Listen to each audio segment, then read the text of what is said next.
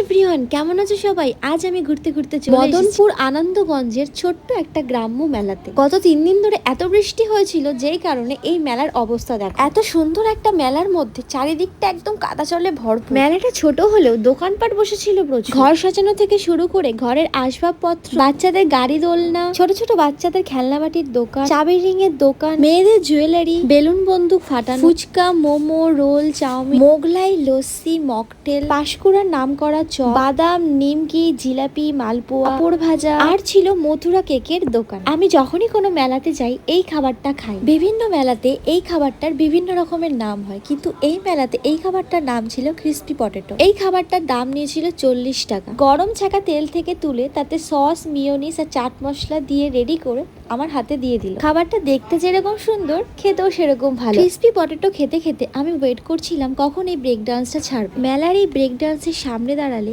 ছোটবেলার কত স্মৃতি না মনে পড়ে যায়। কতই না বায়না করেছি মায়ের কাছে এটা চড়ার জন্য। মা বলতো যখন বড় হবি তখন চড়বি। সবশেষে মেলা থেকে বেরিয়ে পেয়ে গেলাম এই টিম লাইটের দোকান। সেখান থেকে একটা টিম লাইট কিনে মেলাকে করলাম বাই বাই। এখন আমাদের বাড়ি ফেরার পালা। আবার দেখা হবে তোমাদের সাথে নতুন একটা ভিডিওতে। আর এরম ভিডিও দেখতে চ্যানেলটাকে সাবস্ক্রাইব করতে ভুলো না। টাটা।